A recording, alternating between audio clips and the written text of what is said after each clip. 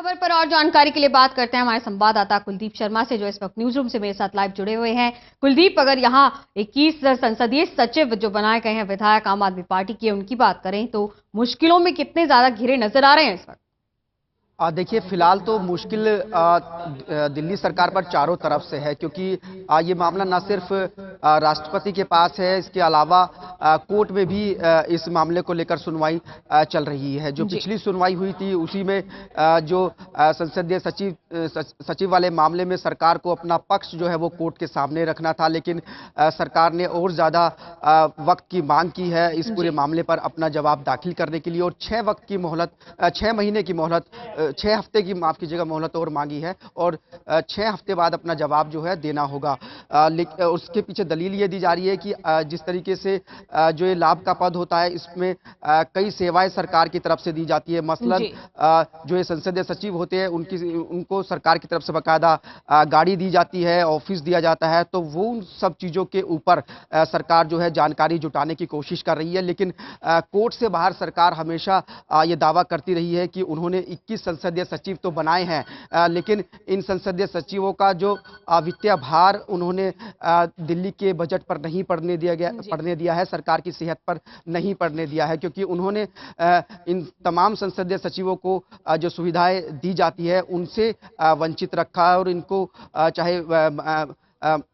चाहे गाड़ी की बात की जाए या फिर ऑफिस की बात की जाए, वो उनको नहीं दिया गया है। लेकिन जिस तरीके से अभी ये मामला चल रहा है, और उस मामले में ये बात सामने आ रही है कि इन संसदीय सचिवों को अयोग्य घोषित किया जा सकता है, वो इसलिए हो रहा है क्योंकि अगर दिल्ली की बात करें तो 70 विधानसभा सीटों की दिल्ली में 15% जो विधायक है उनको संसदीय सचिव बनाया जा सकता है। लेकिन यहाँ पर पहली बार दिल्ली में इतनी बड़ी संख्या में किसी सरकार ने संसदीय सचिव बनाए हैं, और इसको लेकर जब पिछले साल जब अरविंद केजरीवाल ने 21 संसदीय सचिव बनाए थे, तब भी विपक्ष ने सवाल खड़े किए थे, और उसके बाद ये मामला राष्ट्रपति से होते हुए अदालत में पहुंचा, और अदालत में अब 6 हफ्ते बाद अपना जवाब इस मामले में सरकार को दाखिल करना है। और अगर जवाब से संतुष्ट नहीं होता है कोर्ट, तो निश्चित तौर से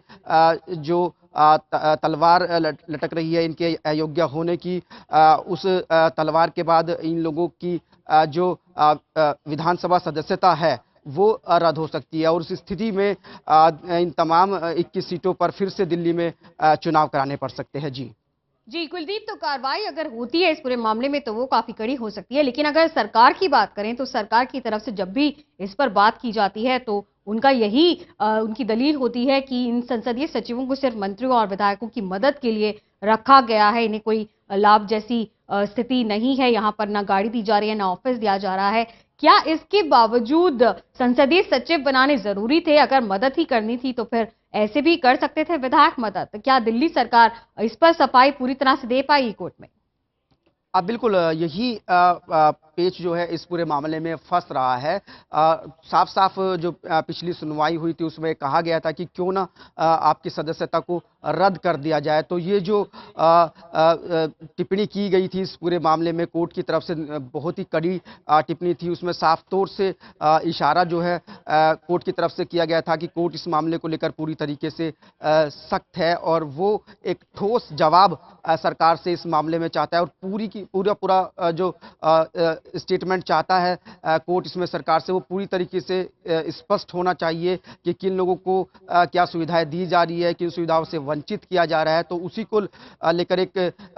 बिल्कुल स्पष्ट जवाब जो है कोर्ट को देना होगा, दिल्ली सरकार को। तो ऐसे में निश्चित तौर से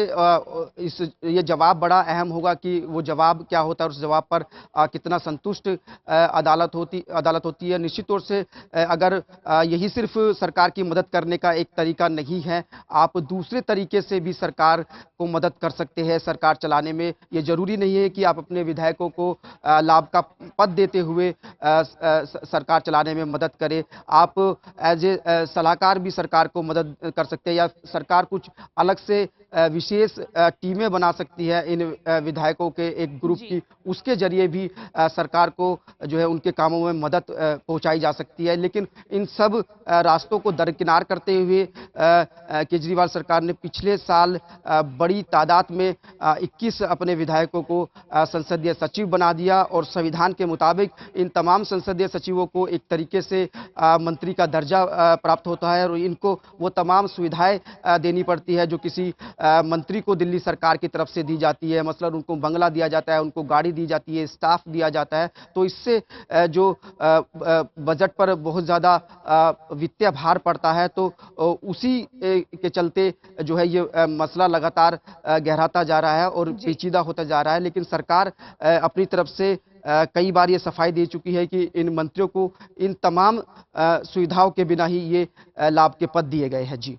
चलिए, शुक्रिया इस पूरी जानकारी के कुलदीप आपका। तो दिल्ली सरकार के सामने मुसीबत बड़ी खड़ी नजर आ रही है। 21 संसदीय सचिवों को लेकर जवाब देना है। 6 से 8 हफ्ते का वक्त इसके लिए मांगा गया है, लेकिन अगर जवाब से संतुष्ट नहीं हुए तो फिर इन 21 विधायकों की सदस्यता खतरे में पड़ सकती है। चलिए, फिलहाल एक छोटी सी ब्रेक के लिए यहाँ रुक रहे हैं। खबरों का सिलसिला लगातार जारी है, देखते रहिए रूटी न्यूज।